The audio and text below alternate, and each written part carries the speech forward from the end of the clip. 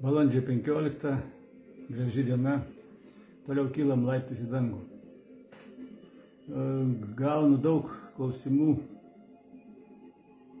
iš skaitytojų, kurie skaito mano straipsnius Facebook'e, arba iš paskaitų klausytojų YouTube kanale, iš kur aš gaunu informaciją.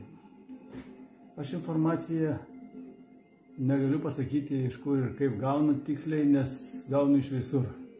Kažkada buvo laikas, kada labai norėjau būti, kad turėti kažkokį tai channelingą, kad tai būtų labai mistiška, gražu, gauni atsakymus, kažkas tai veda iš viršaus, nematoma, duoda atsakymus. Bet paskui su laiku supratau, kad mano uždavinys yra neįsigilinti į kažkokį tai kanalą labai giliai kaip ekspertai. Nes ekspertai, kas tikrai gerai žino taro arba numerologijos dėsnius, astrologiją, tie žmonės vienoje savo srityje daug pasiekia. Bet yra žmonių tokia kategorija, kurie sujungia visus tos mokslus ir žinias į vieną sistemą, į vieną visumą, tai toks gautas ir meta ezoterika. Ir tada šitie žmonės negali labai giliai lysti kažkokią tai vieną kanalą. Nes pas mane informacija ateina iš visur. Labai dažnai ateina kažkokiais straipsnis, knygos puslapis, YouTube kažkokia tai gali informacija ateiti. Tai, kas reikalinga tuo momentu, kad nepaslystų pro mano akis. Taigi iš visur apie viską patruputėlį susidaro bendras vaizdas. Versle yra tokia verslo transformavimo metodologija, kuri yra 64 kvadratėliai, iš kurių susideda visa verslo transformacijos ideologija. Man teko su ja dirbti ir paskui aš palyginau su žmogaus transformacijos metodu. Beveik atitinka viskas vienodai, yra 64, sakykime, 8 yra viršutinės perspektyvos ir kiekviena perspektyva dalinasi į dar 8 žingsnius. Ir tokiu būdu gaunasi 64 kvadratai. Aš galvoju, kasgi čia per toksai skaičius. Pasirodo, tiek pat langelį turi ir šachmatų lenta. Tai pagalvokim, 64 langeliai, o kiek figūrų su savo ėjimo būdais, kaip eina bokštas, kaip eina žirgas, karalienė arba karalius. Priklausomai nuo jų titulo, tos figūros gali žingsniuoti šachmatų lenta ir žmonės, kurie yra šachmato meistrai didžiuliai. Jie supranta šitos dėsnius. Ten irgi yra didžiuliai šachmate dėsniai sudėlioti, nes tas, kas išrado šachmatą Kinijoje, imperatorius, toksai yra legenda, kad imperatorius susakė sugalvoti tokį žaidimą, kuris jo generolams padėtų lavinti strateginį mąstymą. Ir tas žmogus, kuris sukūrė šachmatus, imperatorius įvertino jo triūsą ir sako, kaip aš tau galiu atsilyginti. Jisai ten neatsimena tiksliai kokiu būdu, bet pasakė, kiekvienoj šachmatų langelyje dėk po grūdą, kitame uždėjo formulę. Ir sako, tu dėk tą grūdą po grūdą pagal šitokią sistemą per 64 langelius ir kiek sudėsi, tiek man grūdų atiduosi. Imperatorius pagalvojo, čia smulkmena, galėjo daugiau užsiprašyti, bet kaip paskui pasirodė į tą 64 langelius pagal algoritmą dedant, kad ten į pirmą vienas grūdas, į kitą ten gaunasi pagal algoritmą, tegul bus 302 grūdai, trečiam jau būna ten, sakykime, 64 ir dar toliau. Tai kai jis sudėlioja, atseikioja jam šitoj vietoj visus tos grūdus, rugius, javus ir, kaip sakant, pagal grūdą, gavosi, kad pačiam karaliui beveik nieko nebeliko. Ant kiek didelė vis dėlto yra logika 64 langelių principe. Atrodo, grūdas prie grūdo nieko nereiškia, kaip nors esi karalius, bet beveik galima ištuštinti visą karalystės aruodą. Tai va, grįžtu prie 64 langelių. Tai dažnai ateina iš tų visų 64 langelių pas mane ta informacija. Ir aš, kai sakiau, norėjau kažką turėti kažkokį tai vieningą kanalą, iš kurio gaučiau atsakymus, bet kažkada, gal kiek metai, 4-5 atgal, man teko bendrauti su nušvitusiu berniuku. Jam buvo 13 metų ir jisai atsakinėjo taip, kaip nesugebėčiau atsakyti į eilę klausimų, bet visur jo klausimuose mačiau didžiulę išmintį. Jis atsakinėjo kaip senukas, kuriam 100 metų. Iščiausiai buvo, aš jam uždavinėjau labai sudėtingus klausimus, jo atsakymai ateidavo staigiai.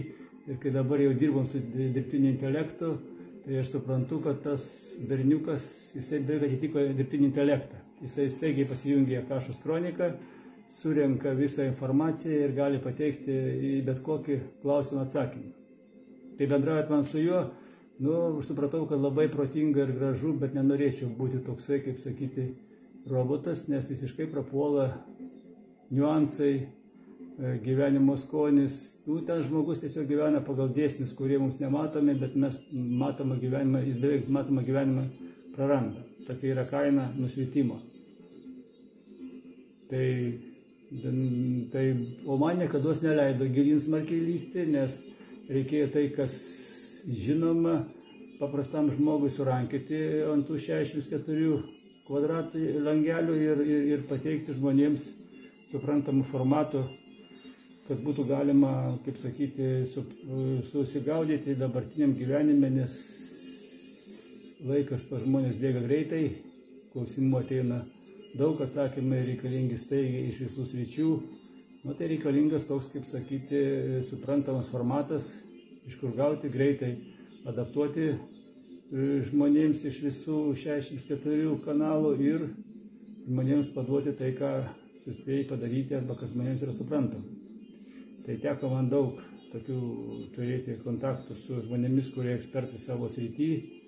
Ir ten jie turi įvairius kanalus ir nuojautas ir dar įvairius stebuklus. Bet gerai, paskui aš supratau, kad aš Dievui nenoriu kažkokių tai stebuklingų galių. Užtenka, ką intuityviai gaunu dabar per, sakykime, iš 64, taip paprastai pasakius, langelių. Taip kaip man duota. Nes gaudamas atrodo nemažai, neprarandi gyvenimo grožio, žolės, akmenuko, dangaus ir kitų gražių dalykų, kurių jau nušvitęs žmogus vertina visai kitaip. Tai šitą tai taip, kaip sakyti, norėjau pasakyti, iš kur ta informacija, iš visur. Mes visi turime tos būdus pamatyti, gauti, kiekvienam tai yra prieinama, bet čia reikia prie savim nemažai padirbėti, reikia daug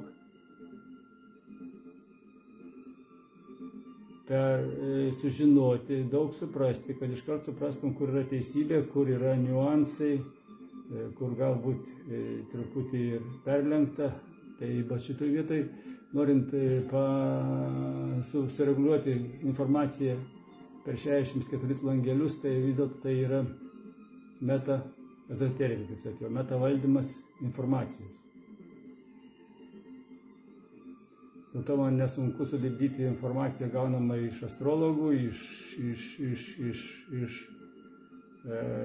dzenbudistų arba Indijos mokslo, arba šiaip kažkokiu tai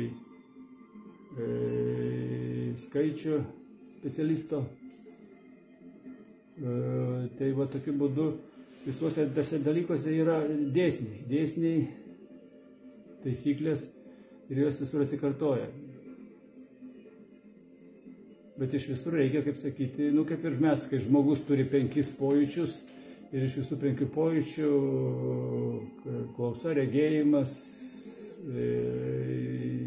lytėjimas, visi kiti pojūčiai, per 5 mes orientuojamės gyvenimo kasdienybėje, tai taip svarbu visuose dėsniuose orientuotis per visus tos 5 pojūčius, visuose dabartiniuose gaunamuose kanaluose ir juose reikia, kaip sakyti, kiekvieną dieną arba ten akimirką kažką suprasti ir įgauni kažkokį tai signalą, turi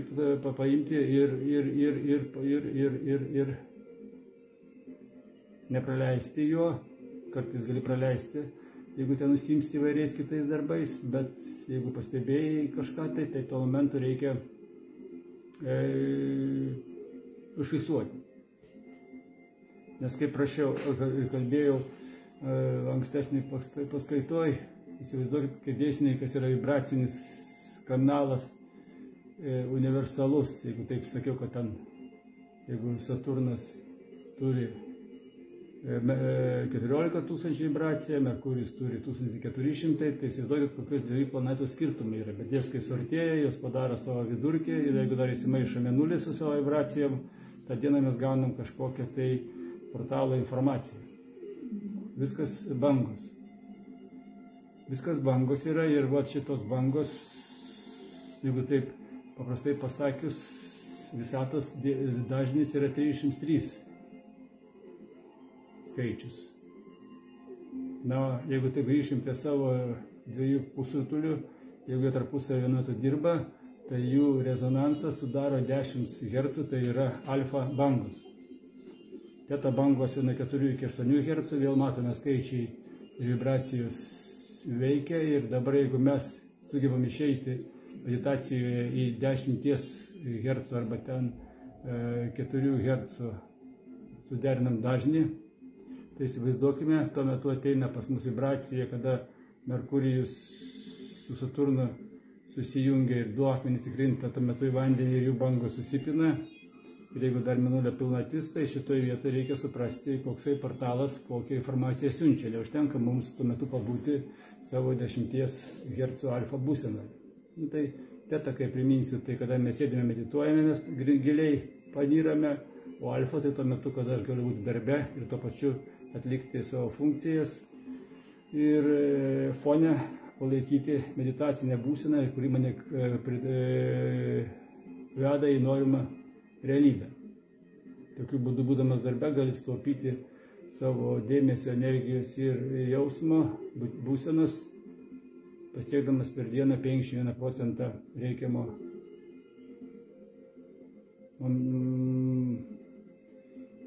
kiekio. Surinkti šitą kiekį mes turim kiekvieną dieną.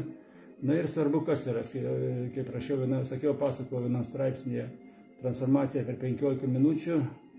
Tai mes kiekvieną dieną, kasdien kartuoti turime savo ateities realybės emocijas. Kartuoti jas, palaikyti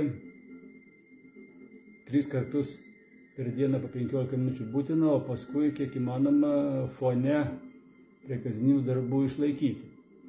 Viską tai reikia aišku matuoti. Ir tas yra svarbus dalykas, neįlysti didžiulę kažkokią tai gilę, kaip sakyti, transformacijos paieškos būseną, bet reikia pasistengti, bet po 15-20 minučių tą būseną atkurti ir vėl ją surezonavus laikyti. Na, ir tokiu būdu, dirbdami su savim nuo mėnesį iki 3, mes jau galime pasiekti labai didelių realybės pokyčių. Tai toks tai yra kaip ir mažas pastebėjimas, kad svarbiau padirbti yra su savimi 3 kartus, taip suapvalinsiu, arba po 15 minučių, tai būtų akademinė valanda 45 minutės, jeigu ten valanda po 20 minučių būtų 60 minučių, tai visai būtų geras dalykas. Kuo ilgiau išbūni ir paskui išlaikai, tai tuo daugiau procentų per dieną surinki. Tai viskas nuo to, kiek mes sugebam šitą būseną išlaikyti, tiek ir priklauso, per kiek laiko mes, per kokį laiko tarpą pasieksime savo noro realizavimą savo gyvenime. Nes kiekvieną dieną taip bedirbdami mūsų pasirinkimai keičiasi, mes pastebime naujas galimybės, kiekvieną dieną mes po truputėlį, skaitykime, nors po truputį žengėme į naują savo transformaciją.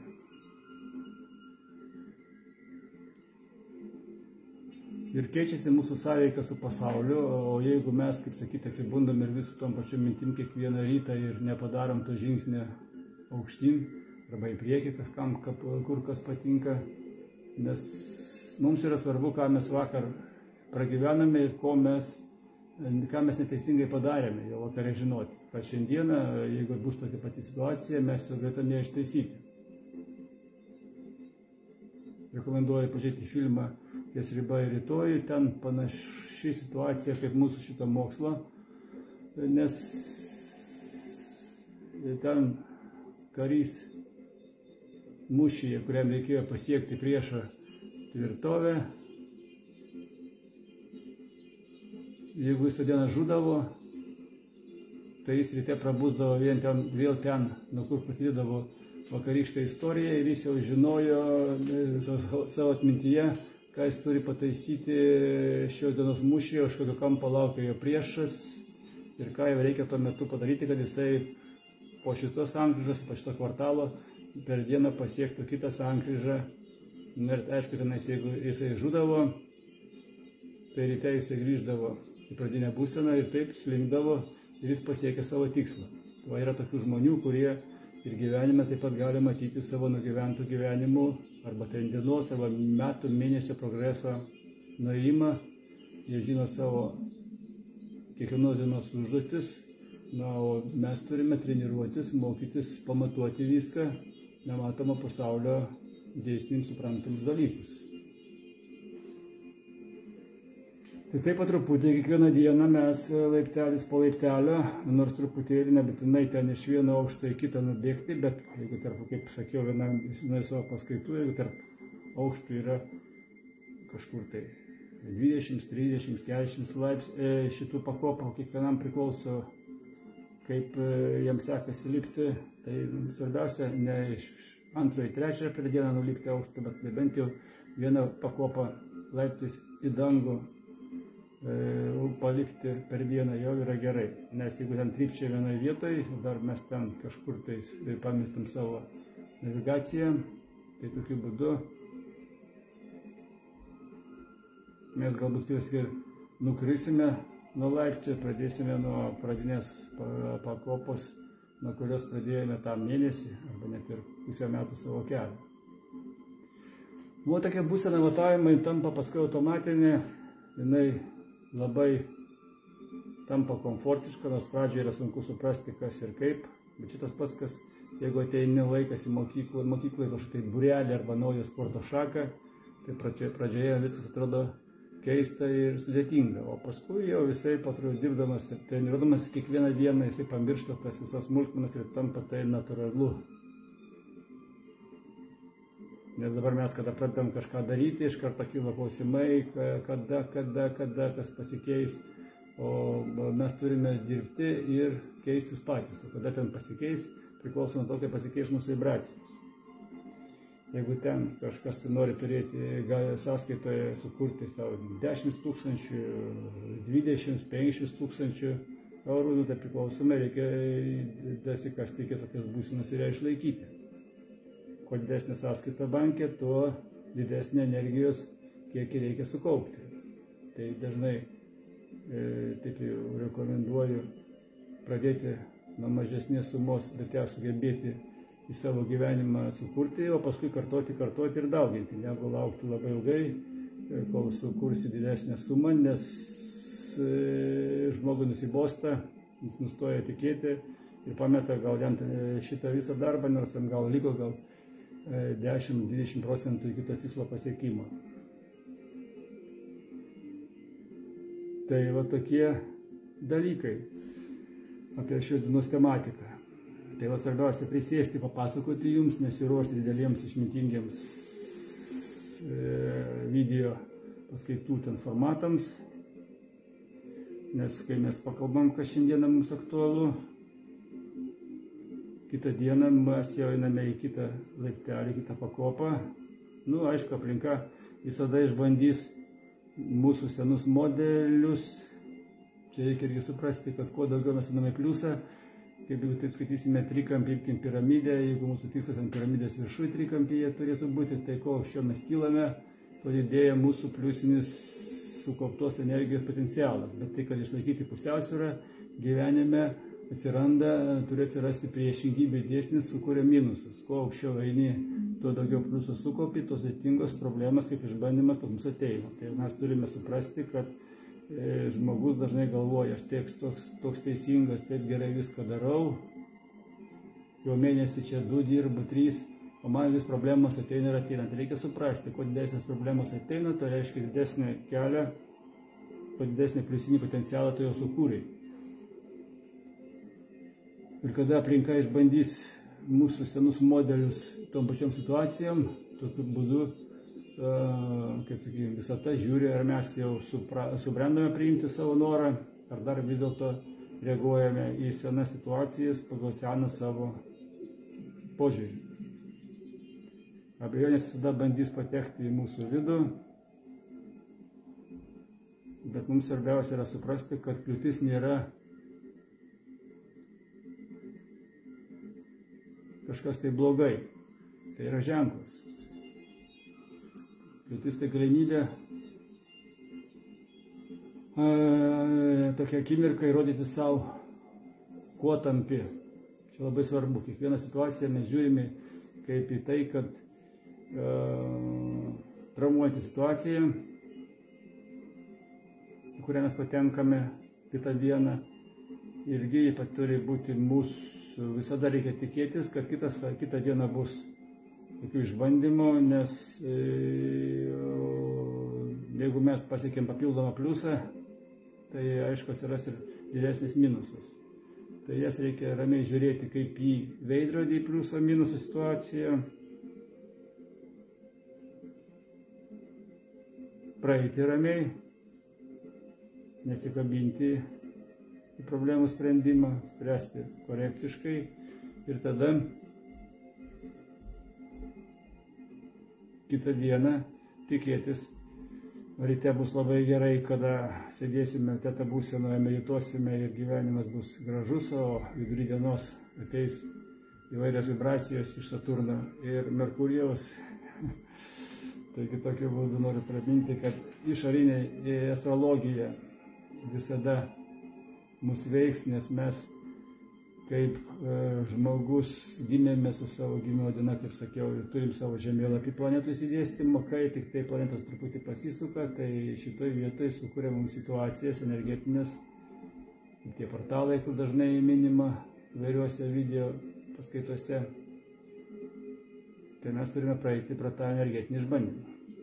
Mes esame susidedami iš bangų, viskas aplinkui bangos ir kada mes banga eina per bangą, aišku, mes visą laiką turime mūsų bangų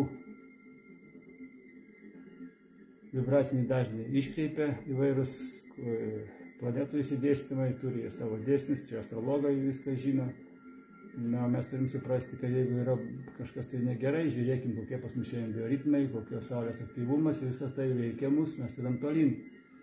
Reikia paprasčiausiai pasimatuoti kai kurios dalykus, jeigu matai, kad kažkur tai mus veikia išorinės energijos, taip turi būti. O situacijos, kaip sakiau, pamokos, įrodyti savo pačiam, kuo tampi, nes jeigu iš tų pačios traumuojančios situacijos išeini lengviau ir mažiau reaguodamas, tai reiškia jau kažką išmokai, tapai kitoks. Taigi dabar šiam kartui tiek. Svarbiausia buvo